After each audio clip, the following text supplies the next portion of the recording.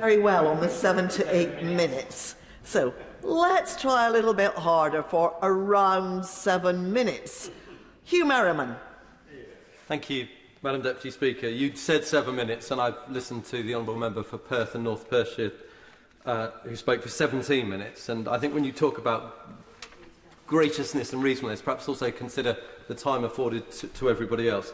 And can I also make the point that what is really important here is that we show a warm welcome, a country that absolutely wants to help, wants to stand first for refugees. And this country has a proud record.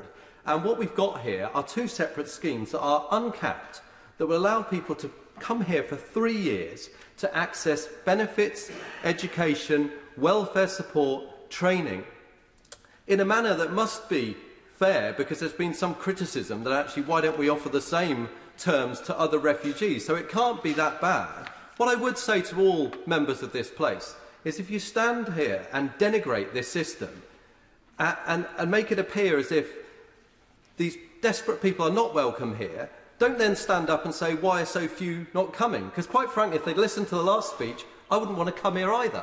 When the simple fact is that we are a generous country, this is a scheme that will work, and we should be judged by our results. And I was struck, well, he yells out a number at me. Let me give him another one. So between 2015 and 2020, for resettled refugees, and this is what this is all about, resettling refugees, the UK brought in 24,700. The next best country in Europe was Sweden at 20,900. So when it comes to it's resettled refugees we're talking about, these are the numbers. So judge us on what we actually do, not on the rhetoric that you may say we will do, because it's markedly different. I won't give way because, as I say, I won't give way because I'm respectful to the chair. Perhaps you could learn. But what is right we do is to condemn the actions of President Putin, who has caused what will be the largest refugee crisis in Europe, and we must do everything we can to ensure that he is brought down so that those Ukrainians can go back to the country that they love, which is their own country. And I also, again, in terms of positivity, want to hail and thank the Home Office officials who have signed off on a visa to allow a constituent of mine to bring her pregnant sister and her disabled mother over. I went down to the pop-up casework centre in Parliament, which has been absolutely fantastic. Went all the way through the case. The visas have been processed. They're working really hard. It's no good for their morale and expect them to work better if they are constantly denigrated and knocked. So perhaps a thank you wouldn't go amiss as well. And so the second point I want to make is, because again, it is possible to scrutinise policy without using insults. I will not give way, as I've mentioned before, Madam Deputy Speaker, to your time. So the second point is with regard to scrutiny of the programme, and that's absolutely right that we do so. And I want to ask a few questions as to how this will ultimately work, because I'm a firm believer that the process has got to work in order for the individuals to be maximised, because we want to take as many as we can. So firstly, I want to look at the actual system of sponsorship. So I note that we're focusing more on the individuals than organisations.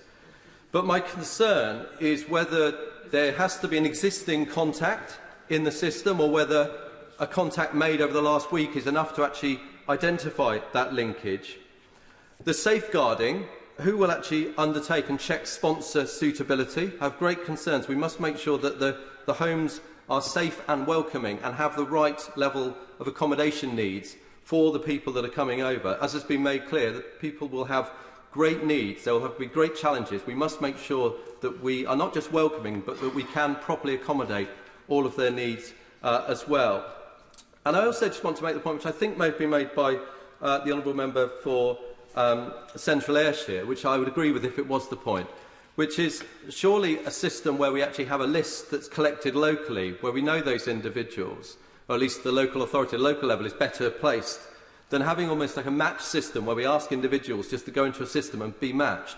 It doesn't seem as structured and organised, and I would therefore say perhaps as safe as a localised system. So I was somewhat surprised that it wasn't organisations that would be first in the movement rather than individuals. But obviously I will be convinced if there's a better reason why that is the case.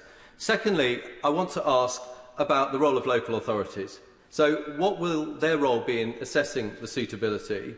When will they get guidance as to what their role will actually be?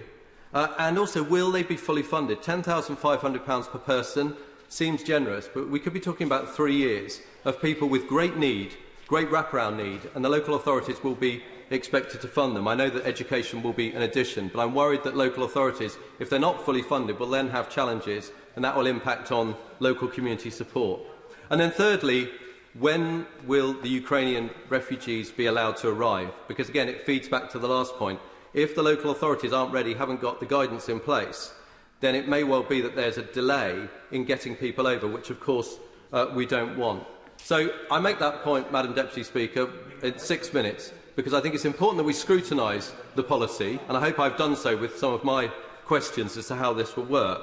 But I really think the rhetoric is important. We must be making sure that we make this work, that we support it, that we're positive about it, because if we are, then we'll give confidence to all of these desperate people who we want to come over here in large numbers to help.